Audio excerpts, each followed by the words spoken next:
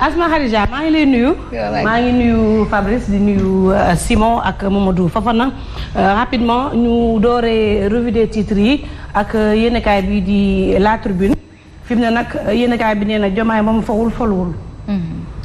lëñ bët la woote ak lijjanti ak xool. lii la Diomaye woote ci réew mi. yéenekaay bi nee na moom président Diomaye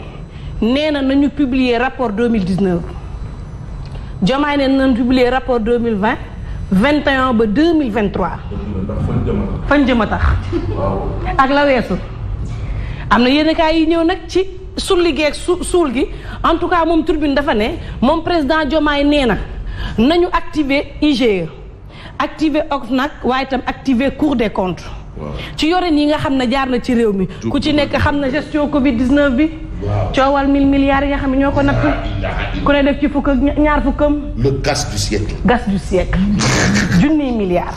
yéenekaay bi nee na rapport yi génn na épinglé ay ministre épinglé ay DAGE mais ba tey France daal di xiddeem. am na ci DAGE yu am fulla dañoo dugal seen ministre. waaw ne ñoom setal seen bopp. ñoom ak seen ministre ñoo doon waxtaan ak fournisseurs yi. mu woogu nag nee na leer rapport yi nga xam ne épinglé woon na Alioune Ndoye ca nañ doon xaatimee accord de pêche yi nee na leer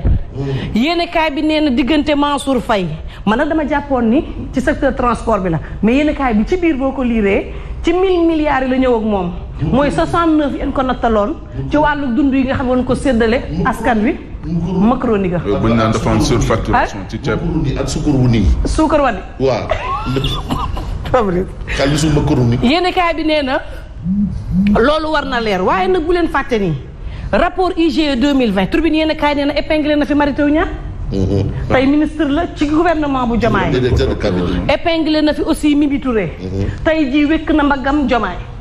coow la nag mooy ndax yëpp war a leer wala dafa am yoo xam ne day leer ak yeneen leer en tout cas 2019 ba 2023 la kon 2020 ci la bokk mënu cee ñàkk. jeex na 94 milliards yi nañ ko leeral yéenekaay bi wax na ko nee na coowal Petro-Tim bi nañ ko leeral la tax ñu jël King Fahd Palace daal di koy privatiser nañ ko leeral waaye coowal Sécuriport nañ ko leeral. yéenekaay bi ñëw na ci ña nga xam ni ñoom ñooy hémodialysé yi nekk ci hangar pèlerin yi moom docteur Farika nee na téeméer ci ay malade dinañ leen fa internet waaye junniy séance dialyse des na ko def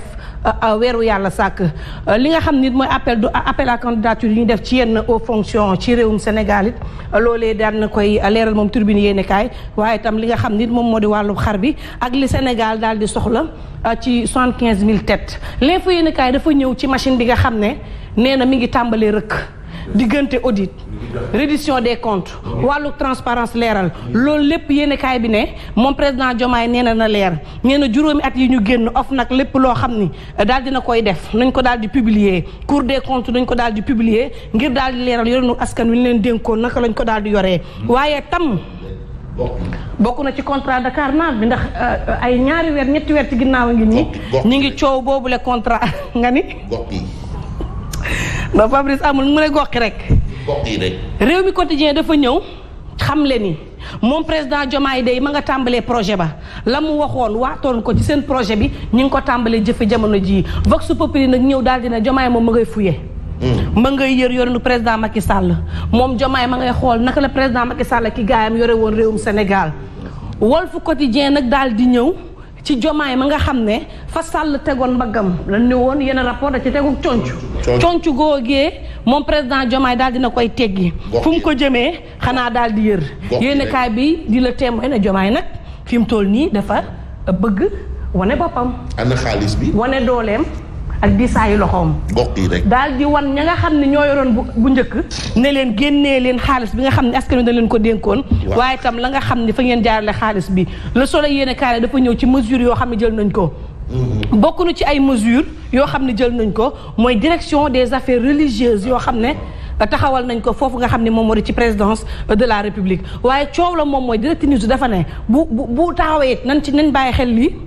xalifa général Thierno Bachir Tall démb ci aéroport Léopold international Blaise Diagne dañu ne ko du dugg ci salon d'honneur bi ndax ne ñu léegi officiel lañ ko daal di réserver te coow la moom moo di moom xalif bi dafa demaat Thiès ba heure volam jot mu door a ñëwaat jéem nañu jot ministre de l'intérieur mais mënul nekk ndax nag xalif généraux yi léegi dañoo nekk ay citoyens ordinaires ci réew mi en tout cas loolee la. manque de coordination mais xam nga non. du loo xam ne daal war na si mën taxaw. non je ne crois pas. Macky Sall defoon na ko fii retiré woon leen seen passeport. je pense que lépp a ngi tukkee ci passeport diplomatique bi ak leeral waaw Thierno Mountaga mi kii Thierno Bachir Tall mi kilifa la ci réew mi. je pense que bu doon coow la sax bu doon coow dafa am ci moom dañ koy njëkkee ci nangu passeport déjà. comme loolu amu ca nag je pense que manque de coordination mën nañ ko wax comme ni ko Fofana waxee l'observateur dafa ñëw ci régime boo xam ne nee ñu ku nekk ka nga jàppal da nga koy daal di weer waaye xamle na ni it moom président Diomaye ma ngay fuyee la nga xam ni moom moo di président Macky Sall l'évidence yéen kaay dafa ñëw ci ay démenti benn bi moom moo di collectif yi nga xam ne ñoo nekk ci port ñoom ña ngay weddi lan teg ci tuuma caaxaan yi ñu nekk ñoom mënuñu setal Mountaga Sy xam nga kan moo koy setal nañ ko de non dama ne la ñoom du seen rôle IGE bii mbaa Cour des comptes wala OFNAC ñoo mën a setal Mountaga Sy nañ bàyyi seen caaxaan yi ñu nekk donc mënuñu wax ba directeur yi duñ leen la ñu wax ci location bâtiment ba weddi nañ ko ba ci chaloupe bi ñu wax ne chaloupe bu ñu peinture la ñoom it daal dinañ koy weddi ni ki démb 732 personnes ngeen recruté waa ONAS aussi ma nga nee ñoom tamit ña ngay weddi Dakar Times Asma ñaataa ci des balaa way dem ci Odia nee na benn simili Dakar Times nee na président Diomaye loo ci mënti dégg dem nga ci Mauritanie bokk na ci leeral juróom-ñeenti milliards yi yaa ngi dégg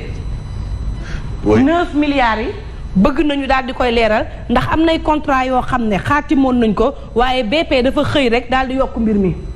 moom kay du simple au double la ko def. au double loolee nag dañoo bëgg lëkkaloo gi ñu ci defoon Mauritanie ak président Macky Sall. ba nga xam ni mën nañu xoj BP ba mu nekkaat fa mu nekkoon loolee lañ bëgg a waxtaanee foofu nga xam ni moom moo di Mauritanie. ñu dem ci Odia. waaw ñu dem ci rapidement rek ci Odia. Asma ah. waaw ñu dem. kuy goqi.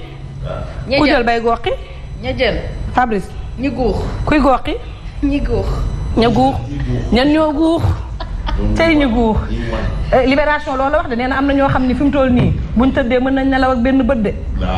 ndax dañ leen di laaj naka lañ yoree yéen kaay bi cadeau bi nga xam ne Sall ma ngay ree di ko jébbal Pastef moom la Odia mujjee kii nag bëgg naa xam kan la may mun a jee nuru na ko may mun a jee la wax Yacine Fall ak ministre Yacine Fall kii Birame Souleye la non Birame Souleye waaw Birame Souleye Ousmane Sonko nag lan naan ku koy nangu moom moo nangu kees gi kees gi nag la mu def ñàkkul ne moom moo di Pastef ba nga xam ne nangu woon nañu récépissé am ak delloo nga xam ne Sall delloo na ko laataa mu jóge ci nguur gi xoola moto dafa mel ni moto lay ko ji guy bëggul dara àddina guy